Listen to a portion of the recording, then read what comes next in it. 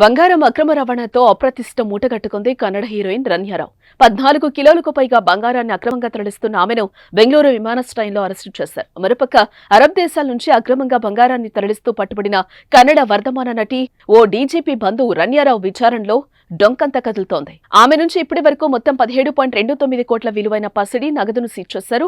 ఈమె దుబాయ్ నుంచి 14.8 కేజీల బంగారాన్ని తీసుకొస్తూ సోమవారం రాత్రి బెంగళూరు కెంపెగౌడ విమానాశ్రయంలో దొరికింది. దీంతో అప్పటి నుంచి ఆమెను డిఆర్ఐ అధికారులు విచారిస్తున్నారు.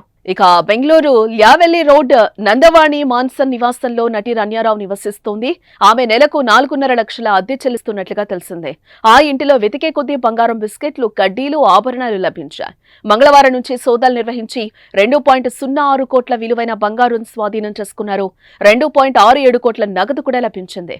ఆమె నుంచి 12.56 కోట్ల విలువ చేసే 14.2 కిలోల విదేశీ బంగారం, 4.73 కోట్ల విలువ చేసే ఇతర ఆస్తులను జప్తు చేసుకున్నామని డిఆర్ఐ ప్రకటించింది. మరోపక్క అక్రమ బంగారాన్ని తరలిస్తున్న పట్టుబడ్డ రన్యను ప్రత్యేక ఆర్థిక నేరాల కోర్టులో హాజరుపరచగా 14 రోజులు జ్యుడిషియల్ కస్టడీకి ఆదేశించింది.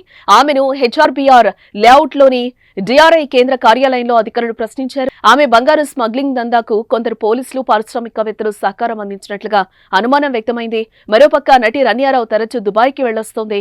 వచ్చేటప్పుడు పెద్ద మొత్తంలో బంగారు నగలను ధరించి అక్రమంగా తీసుకొచ్చేది. కస్టమ్స్ భద్రతా సిబ్బంది తనిఖీలు చేయకుండా డీజీపీ పేరును చెప్పేది. అనధికారికంగా పోలీసు ఎస్కార్టు వాహనంలో ఇంటికి వెళ్లేది.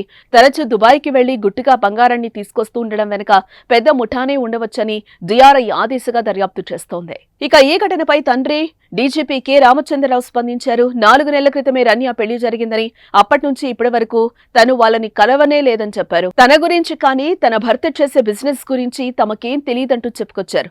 జరిగిన విషయం తెలిసి తామంతా షాక్ అయ్యామని, అలాగే నిరాశ చెందామని, చట్టం తన పని తాను చేసుకుపోతుందని అన్నారు.